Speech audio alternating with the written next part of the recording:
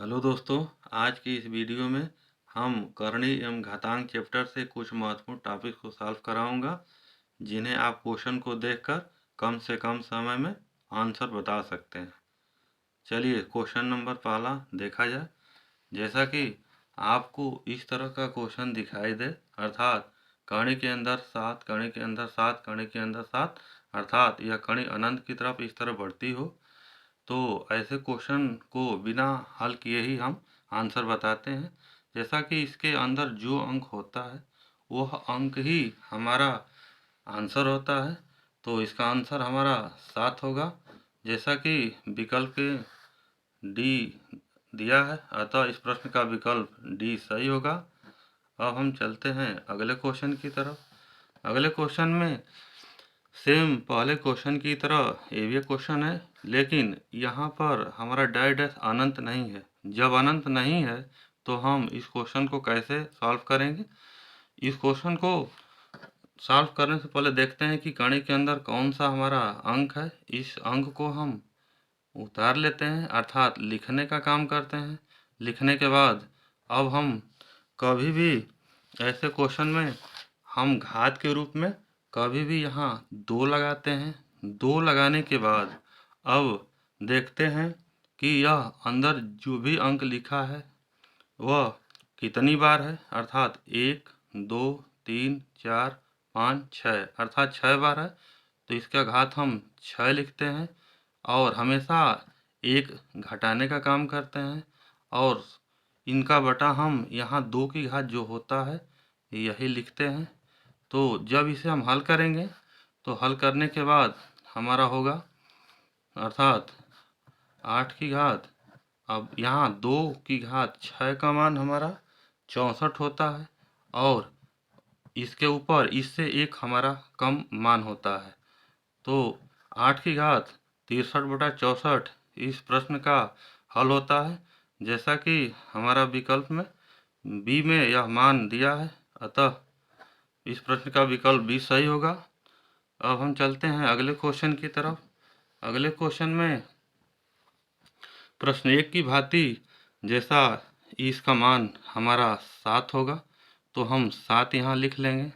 लिखने के बाद हम बराबर लगाएंगे। बराबर लगाने के बाद 343 को हम यहाँ 7 की घात 3 के रूप में लिखेंगे। लिखने के बाद यहाँ घात के रूप में हमारा y-1 है, y-1 को उतार लेंगे।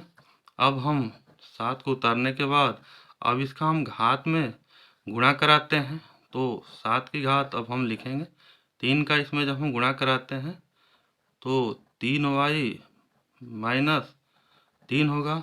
अब दोनों तरफ हम देखते हैं कि दोनों तरफ आधार समान हो तो घात बराबर घात लिखते हैं, अर्थात इधर हम 1 बराबर 3y-3।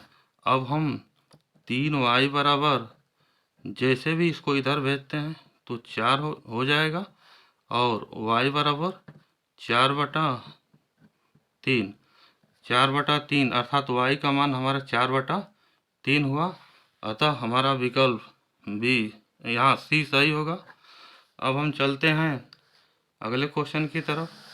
अगले क्वेश्चन में हमारा दिया है इस तरह की कणी, अर्थात इस तरह की कणी कभी भी दिखाई दे तो इसके अंदर वाला जो ये अंक होता है इस अंक को हम लिख लेते हैं। लिखने के बाद कभी भी हम जो मूल के रूप में जो अंक दिया होता है उसको हम लिखते हैं, अर्थात मूल के रूप में हमारा यहाँ 3 दिया है, और ये कितनी कणी है 1, 2, 3, 4, तो इस पर हम उतना पावर लगाते हैं।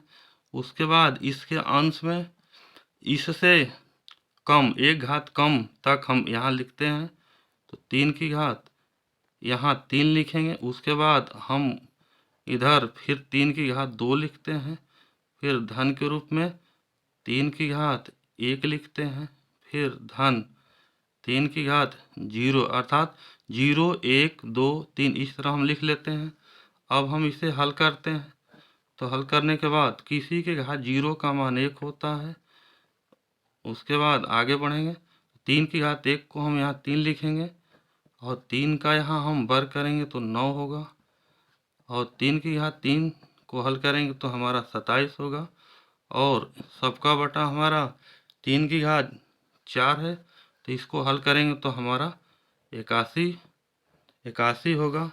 अब हम 2 की घात यहाँ इसको हम जोड़ेंगे तो सब जोड़ हमारा होगा यहाँ 40 बटा में 81। इस प्रकार इस प्रश्न का विकल्प हमारा यह डी सही होगा। अब हम चलते हैं अगले क्वेश्चन की तरफ। अगले क्वेश्चन में अगर इस तरह का क्वेश्चन दिखाई दे और इसका विकल्प इनमें से कौन सही होगा तो जो भी यह अंक होता है इस अंक को हम लिखते हैं, लेकिन लिखने के बाद इसका ऐसा गुणनखंड किया जाए कि अंतर हमेशा 1 हो। तो अगर हम 1 को लिखते हैं तो 1 का गुणनखंड अगर 1 गुणे 1 करते हैं तो जब इसका हम अंतर करेंगे तो अंतर हमेशा 0 होगा। तो इस तरह के प्रश्न में जब ऋण चिन्ह दिया होता है तो देखते हैं कि जो अंक यहाँ लिखा है उससे छोटा अंक ऐसा लिया जाए कि उसका गुणनखंड किया जाए तो वह मिले और अंतर भी 1 मिले।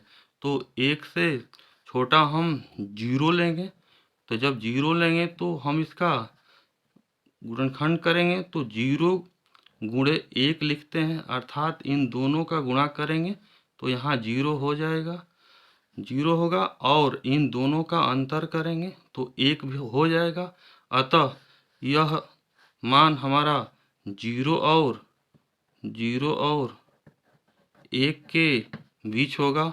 अतः इस प्रश्न का विकल्प बी सही होगा।